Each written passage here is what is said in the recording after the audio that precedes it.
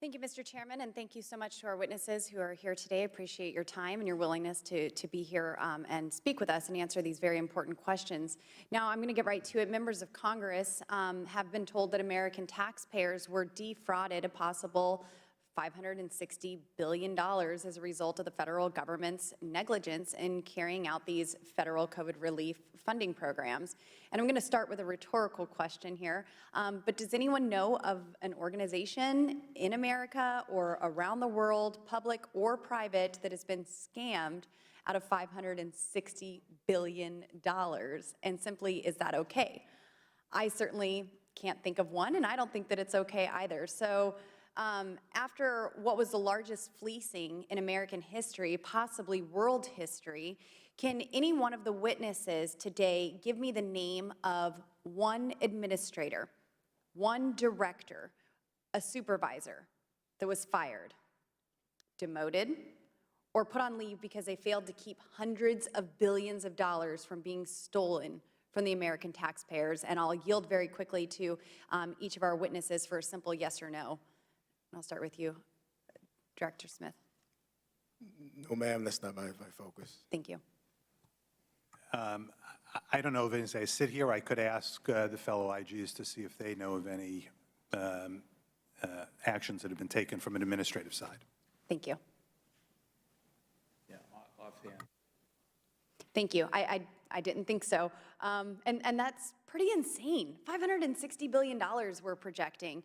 And we have hundreds of billions of dollars lost, causing massive inflation. 70% of the money, according to the CEO of LexisNexis Risk Solutions, ended up lining the pockets of crime sent against in countries like China, Nigeria, Russia, and not a single person in charge of distributing that money has been held accountable.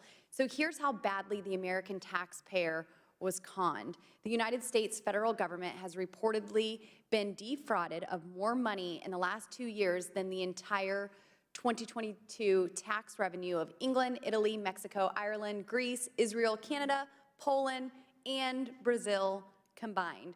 The American taxpayers have one question: how the heck were these bureaucrats so dang incompetent that they were being scammed out of $35 million every hour for nearly 2 years? Absolutely insane. And what's equally concerning is the fact that for years, Congress has known the size and scope of which the American taxpayer was defrauded, yet this committee refused to act until now that Republicans hold the gavel. And in a desperate attempt to protect the Bidens, the big tech industry, the Democrat Party, the mainstream media has tried to discredit this committee before our work has even begun. There should be nothing more bipartisan than ensuring American tax dollars aren't stolen by fraudsters. But sadly, it's taken a Republican-controlled Oversight and Accountability Committee to be willing to get to work on it. So here we are, the American people had their businesses shut down, they lost their jobs, their livelihoods, their life's work because of government mandates and shutdowns. And that same government spent trillions of dollars, lost hundreds of billions, and the result is skyrocketing inflation and interest rates for the American people. And our role is to ensure that we find out how this happened and make sure that it never happens again and hold those that stole money from the American people accountable. And Chair Horowitz, I would like to ask you, under the Biden administration, we have seen the DOJ wage a full-out attack against the American people, from accusing parents concerned about their children's education of being domestic terrorists, to raiding the homes of pro-life activists, to pressuring private companies to censor conservatives.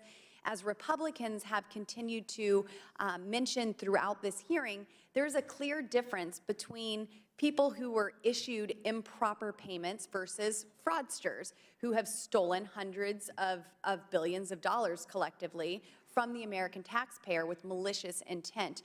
Now, Chair Horowitz, what is the Department of Justice doing to ensure that the federal government is targeting criminals and those who knowingly took millions of dollars from the federal government to fund criminal gangs in Russia, China, and Nigeria?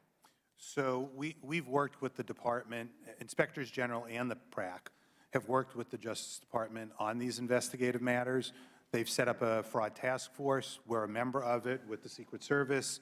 We've worked closely with law enforcement partners across the federal government. It's going to take a substantial amount of time, effort, and resources because there are so many cases. We have that partnership working right now. We're going to continue to refer cases to them, and they're going to have to make assessments on which cases to bring criminally. We're also working with them on the improper payment side with the civil lawyers as well, because, again, we want to get the money back for the taxpayers. Yes, thank you, Mr. Chair. I yield back. Thank you.